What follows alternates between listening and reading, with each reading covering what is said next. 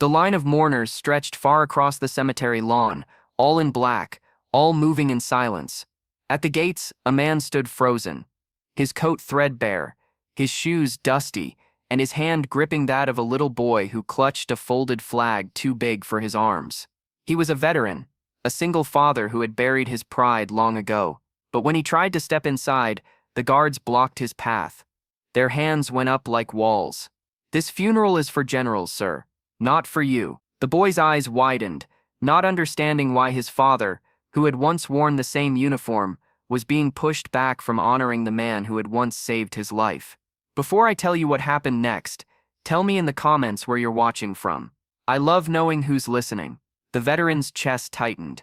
Memories surged, dust storms in foreign deserts, a hand pulling him from rubble, a commanding voice shouting, "Get him out of here." That voice had belonged to the very general now being laid to rest. He whispered to his son, "We owe him everything." But the guards only grew firmer, their shoulders stiff, their faces blank. Around them, murmurs rose from the crowd. Some looked away, embarrassed. Others stared, curious but silent. The father felt the sting of shame. Was his service forgotten so quickly? He had medals once, though he had sold them to keep food on the table. All he had left was the memory of the man who had treated him not as a soldier under command, but as a brother worth saving. And now he couldn't even say goodbye. His son tugged his hand. "Dad, why won't they let us in?" His voice broke something deep inside. He considered leaving. Pride told him to turn away, to avoid the humiliation. But conscience whispered that walking away would mean betraying the man who had given him life itself. He stood there trembling, torn between retreat and courage, when the sudden stillness of the crowd drew his gaze. From the distant convoy, a figure emerged, tall, decorated, his uniform gleaming beneath the pale sun. A 4-star general, his presence shifted the air. Soldiers straightened, as though a current had swept through them. The guards at the gate stiffened too, but the general's eyes were locked on the single father and his boy. His boots struck the ground in steady rhythm until he stood directly before them. "What seems to be the problem here?" His voice carried the weight of command, but there was something else, something gentler. The guards faltered, their rehearsed confidence crumbling. "He doesn't have clearance, sir," one stammered. The general's gaze dropped to the boy, clutching the folded flag. His jaw tightened. Then slowly, he turned to the father.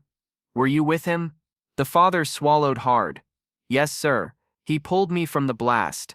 I've never forgotten." His voice cracked, unguarded, raw. Silence swept over the crowd. Even the breeze seemed to hold. Then the 4-star general did something that none expected. He removed his cap, placed it against his chest, and with solemn gravity, he said, "Then this man has more right to stand at this funeral than any of us." The guards stepped aside instantly. Murmurs rippled into applause, quiet at first, then swelling like a wave across the rows of mourners. The father felt his knees weaken as he and his son were guided forward, not as intruders, but as honored guests. The boy's small hand clutched tighter to his father's, his eyes bright with pride. As the casket came into view, the veteran's heart pounded. He whispered a vow into the silence. "I will live worthy of this second chance you gave me."